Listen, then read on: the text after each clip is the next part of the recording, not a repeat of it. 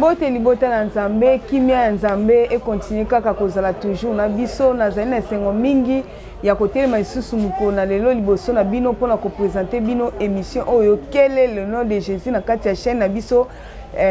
Océan du Congo. En tout cas kimia ya Nzambe nde touti koloba ezala katikati na biso yazali kopambola Nzambe pona bandeko nyonso oyo bazali kobenga biso pona bandeko nyonso bazali kokomela biso. Merci pona émission oyo uti koleka na moni batu mususu batuni mutuna pe na meki ko yanola bango pe ezali na batu mususu balobi en tout cas mama Judith biso tokoya kotuna na suka ya sujet na yo ezali bongo témoignage tokoya nango mais tolobaki ke avant témoignage ezala faux témoin azala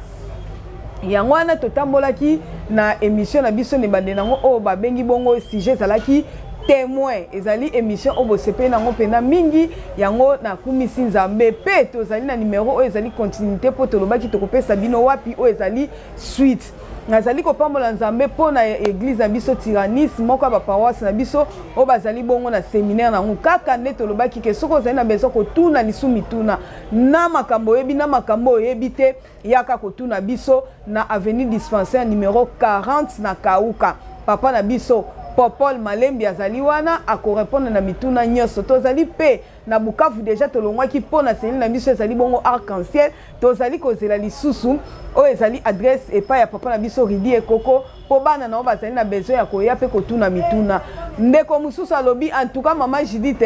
ndengo lobaki na biso o azali na makambo pasi minyoko makambo etungisaka ye en tout cas prière ezali na répondre yo que prière ezali na problème nyonso sans exception po Nzambe na biso église universelle de Jésus-Christ a répondaka mutu nyonso na problème songolo pakala o ezali ba charge mitungisi na yo o ya libota oya baninga oya église moko songolo pakala okenda basukola yo o banda kokota balesa yo o bana mayele ezali te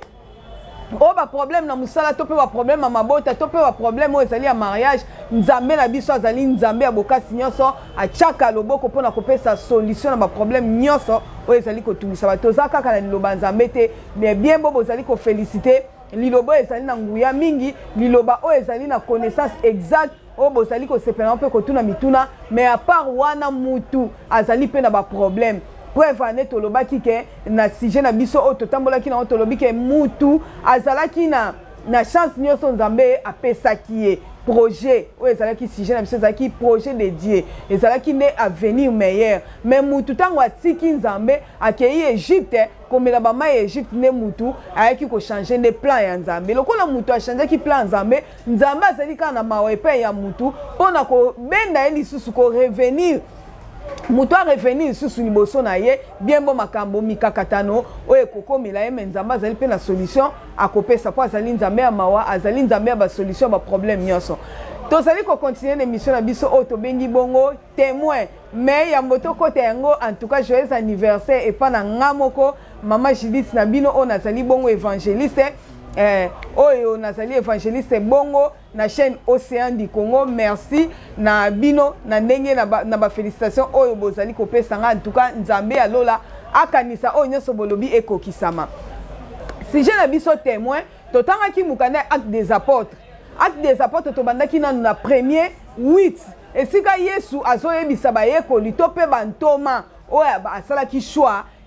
bozala nde batémoin na nga vous serez mes témoins en Judée en Samarie na extrémité de la terre na Jérusalem mais batu bafungoli engoma mususu ekomi moboko na bango mukanda wana moboko lokola ezali fondement ya engoma o babengi bongo témoin de Jéhovah yango toye kotuna est-ce que Yesu azali Nzambe po mutu azali koyebisa bantoma bongo ezali Yesu alobi vous serez mes témoins Paul a confirmé biso na mukanda bongo ya acte des apôtres na 10:39 wana ayeko loba tozali témoin par rapport à makambo biso to monaki yango to lobi ba kelespe to tangi ba lakisi biso ba témoin mibale tozali na ba témoin oculaire oya moni donc Paul azoloba amonaki ezali na batu mususu pe katikati na Biblia ba yokaki o Yesu pe asalaki mais ya malamu ezalaki ke katikati na ye moko Yesu oyo alakisaki bango oyo bavivaki na kotambola na ye na bango alobi vous serez mes témoins po bomonaki donc témoin oculaire oyo azali faux témoin te. Soki okomi sikoyo kolobaki oyo ozali témoin ya Nzambe toboyi témoin mon père nous sommes okope kokanisa bongo. Mais ntango okomi sikoyo témoin ya Nzambe olobi ke Yesu nalobaki vous serez mes témoins. Est-ce que okoma na jide omona kaka suki na ona kati Afrique toko suki na mboka na biso ezali République démocratique du Congo mukolo nini po koza témoin na jide mukolo nini po koza témoin na Jérusalem et puis extrémité de la terre ezalaka pe wapi alobi jusqu'aux extrémités de la terre boyebisa biso extrémité de la terre ezalaka wapi nomoni mukanda ezali 44 kaye koyebisa biso même ata so toke na Apocalypse toke na 11:3 wana tobandi kokita Nzambe azoloba o ba témoin na ye Nzambe alobi soki ozali témoin na ye esengeli olata sac pendant 1260 jours yo loba kozali témoin de Jéhovah okendaka porte à porte est-ce que olata sac pourtant ozoke témoigner okosala témoignage pas Nzambe Nzambe azali na façon na ya façon na kabatu na ye alobi bakolata sac pendant 1260 jours est-ce que olata sac pendant 1260 jours alobi pe ba témoin na bazali des chandeliers bazalaka wapi est-ce que yo ozali des chandeliers alobi pe ba témoin na tango ngana soti na bango oya kosala bango mabe moto ko bimande na munoko na bango est-ce que yo tango lobaka ke ote Yesu alobi place bokei ba bibino te bopupola makolo est-ce que moto bimanga na munoko na yo po ba lobi ba témoin na tango kaka muto kosala bango mabe esengeli moto de manière kaka oyo bengani bangwana de manière pe moto ko bima pona kotumba yango to zala ko tambola to mona ki ba témoin mi ba to mona ki ya Yesu na katikati nango bino bato sali fondement ya église amino que vous êtes des témoins de Jéhovah bokoka na ba critère même ya Yesu te même atato en Apocalypse na e ba témoin ya Nzambe moko bokoka na ba critère te mais to lobaki to kotalisa kaka poto continuer ba témoin yango poto yoka ngo lisusu yango tosoki na mukanda na biso ya Josué 24 na 22 to mekama kotanga mbangu Josué 24 22 yebisi biso nini hein Josué dit au peuple vous êtes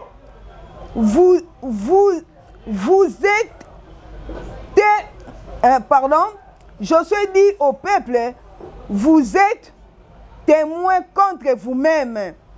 que c'est vous qui avez choisi l'Éternel pour le servir. Il répondit, nous en sommes témoins. Josué Zolobalobi, bozali ba témoin pona bino moko nan. Est-ce que yo bibengi ozali témoin de Jéhovah? Mais la ki sabiso ko zala pe témoin na yo moko ezalaka ndenge nini?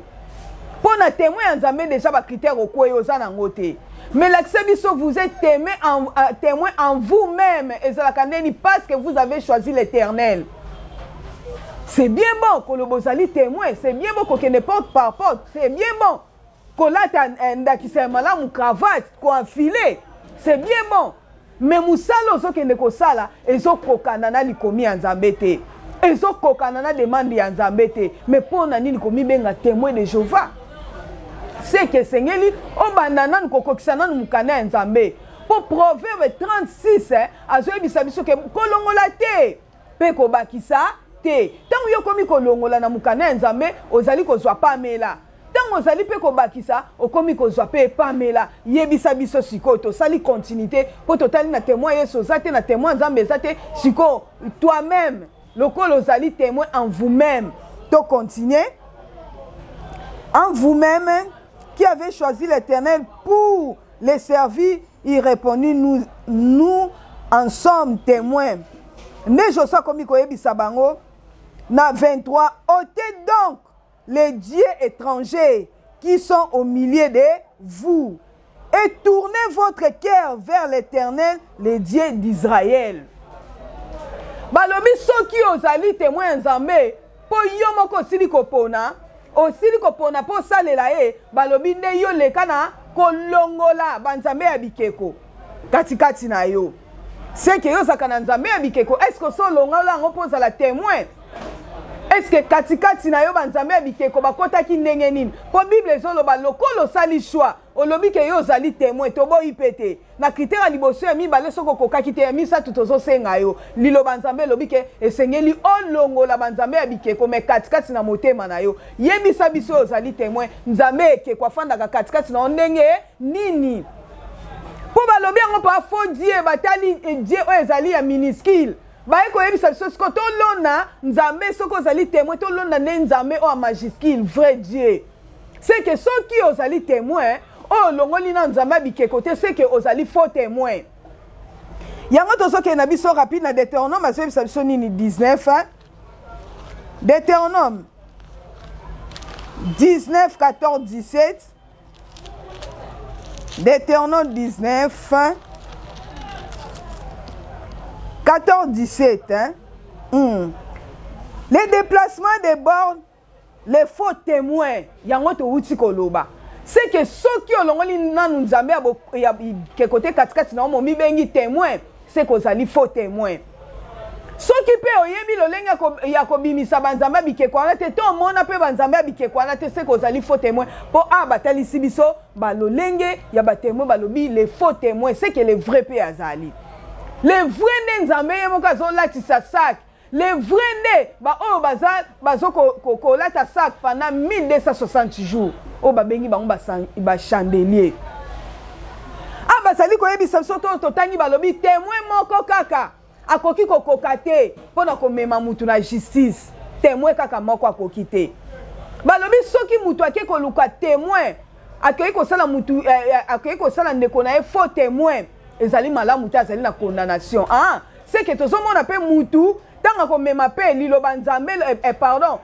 kombo ya témoin oyo azali na bakritère wana te c'est que azali directement faux témoin po ozali kosala témoignage ya mabe contre liloba nzambe ozali kosala témoignage ya mabe contre mukanda ya nzambe po mukanda ya nzambe ezoloba longola nanu bikeko témoin ya nzambe azalaka mutu azali chandelier alataka sac yo oza nango te mina sac na yo kifunda olobi ke ngai naza témoin de Jéhovah makambo wana ozwi yango wapi ozali faux témoin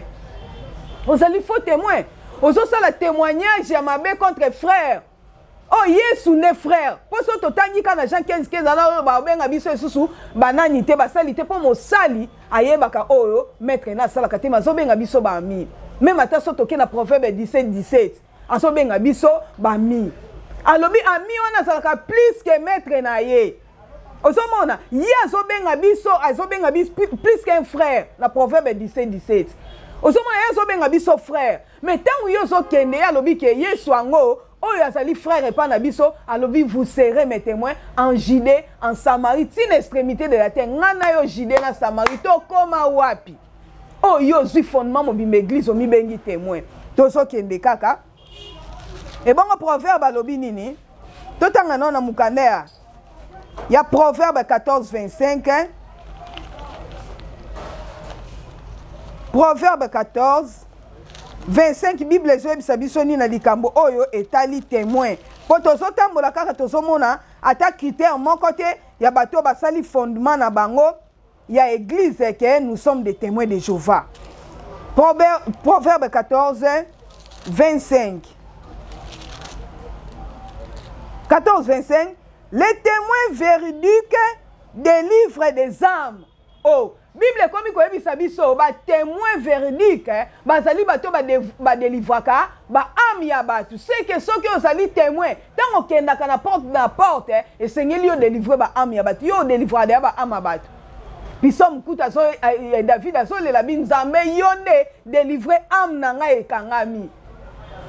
wana témoin bazosenga biso yo est-ce que ozali na makoki ya ko délivrer âme ya mutu soki ozali na makasi wana te pourquoi benga ma témoin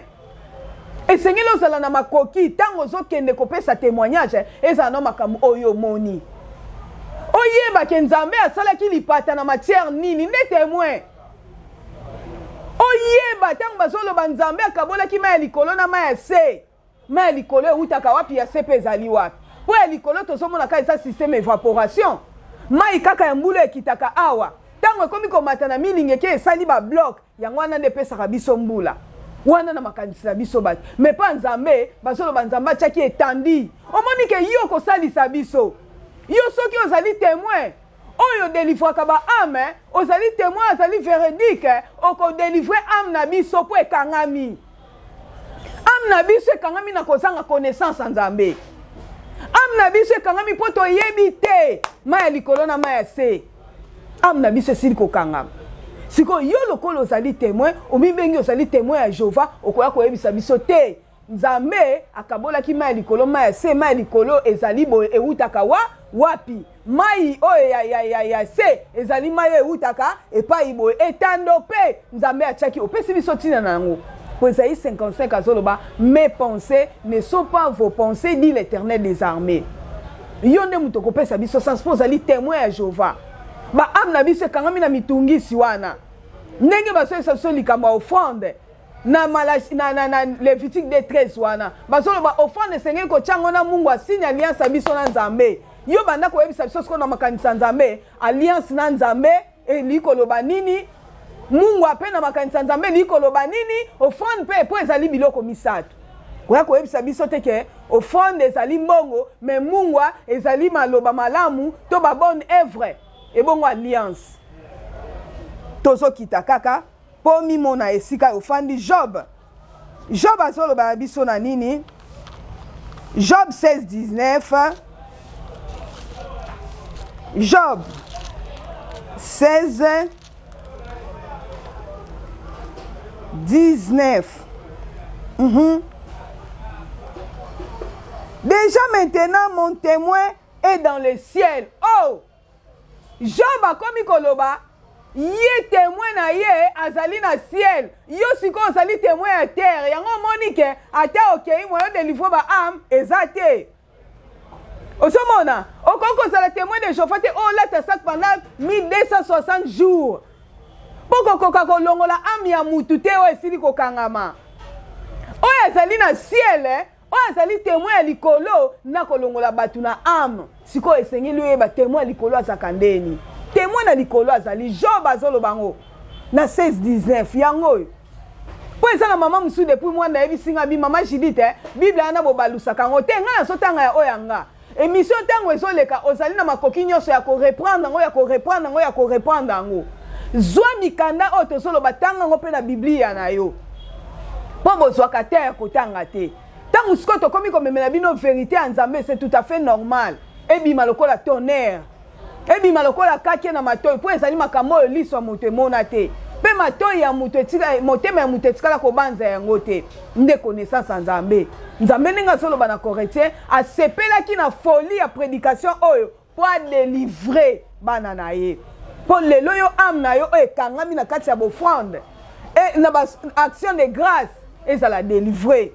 oyo tozosala offrande ya kotongela Nzambe ndako Nzambe kutu abengaki David l'homme selon son cœur aboya tongela ndako apesi Salomo mais modèle ya ndako wana o Salomo atongaki balobi sete yo kanaka te est-ce que tango kenda abasengaka yo offrande po kende kotongela Nzambe ndako sete ya ndako Nzambe wana eyo kanaka te même ata Acts solo bango na 17:25 alobi Nzambe afandaka na ye na ndako etongami na maboko ya batu te papa nanga kabuya ozomona kozala témoin ya Nzambe esengeli oyeba makambo ya Nzambe oyeba source ya Nzambe oyeba source ya connaissance ya Nzambe po lelo na opesa exemple ka papa nanga kabuya po tomona na malamu akokoloba ngai azali témoin ya chaîne Océan du Congo po na moni tangu mama na biso Océan du Congo abandi chaîne na ende to bandi omoni ke azali témoin azoloba makambo ya esili ko vivre oculaire azali na ba preuve ko yebisa biso ezalaki mukolo intel ezalaki na sika ya boye mais tango yo mibengaka témoin na bakritère ya Nzambe koka te yo moni te ke ezobakisa mukanda esuka tozosuka bongo na Miche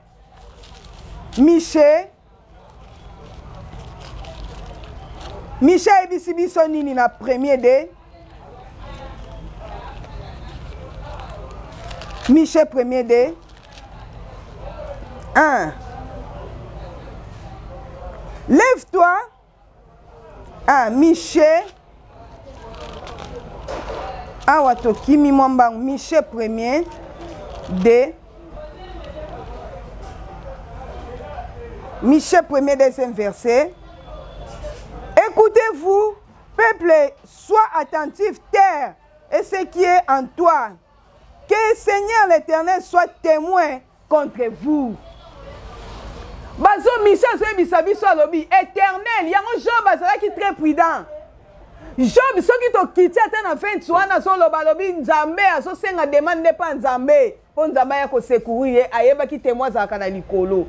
Témoin oyo aso délivrer ba âme azalaka na likolo. azaka na sete mais yo témoin ndenge nini na se ozoluka nini ah Micha zoyebisa biso notre Dieu azali témoin ozoyoka notre Dieu azali témoin po batu mususu kutu bayeba makambo alobaka te bakenda plus loin balobi makambo oyo ozosala te na sali banga ya na nini na ebale ya mwindu ate na sali banga ya mwindu na kati ebala mwindu nzambe azomona yo azali témoin po azomona mais yo mibengaka témoin ndakisa nozwi yango wapi pesa biso na mikanda oyo bapesi yo pouvoir ya kozala témoin mais soki ezali bongo te ndeko na nga c'est le moment o se racheter oluka vraie connaissance en Nzambe